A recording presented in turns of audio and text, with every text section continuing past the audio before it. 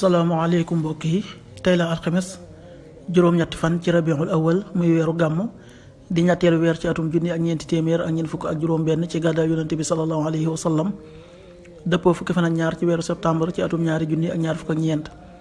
juróom-ñetti fan bokkul ci lim yi fàtti lim bu rafet la, kon tey ci alxames ji rafet na. li ñu ci gën a taamu mooy ko ca daloo. alxames ju nekk sunna la ci ko man mu woor ko. ñaanu bis bi yow yàlla na nga ma jéggal, yàlla na nga ma yërëm, yàlla na nga ma jubal, yàlla na nga ma jàmmal, yàlla na nga ma wërsëgal. allahumma axfir li warhamni wahdini wa aafini warzuqni. allahumma axfir li warhamni wahdini wa aafini warzuqni. xadiisu bis bi yonent bi sallallahu alayhi wa sallam nee na bàmmeel mooy wàccewaay bi njëkk ci alaaxira. bu ci nit ki muccee li nekk ci ginnaawam day gën a yomb, bu fekkee ne mucc ci nag li nekk ci ginnaawam day gën a tar. xadis bi ibnu maaja nettali na ko.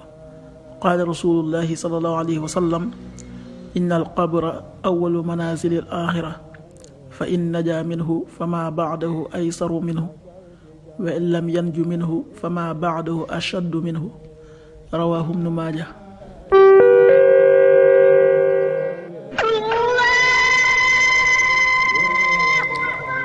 waxtu julli suba waxtu am na tàbbi 5h41 juróomi waxtu yu tegal ñeent fukki simili ak benn.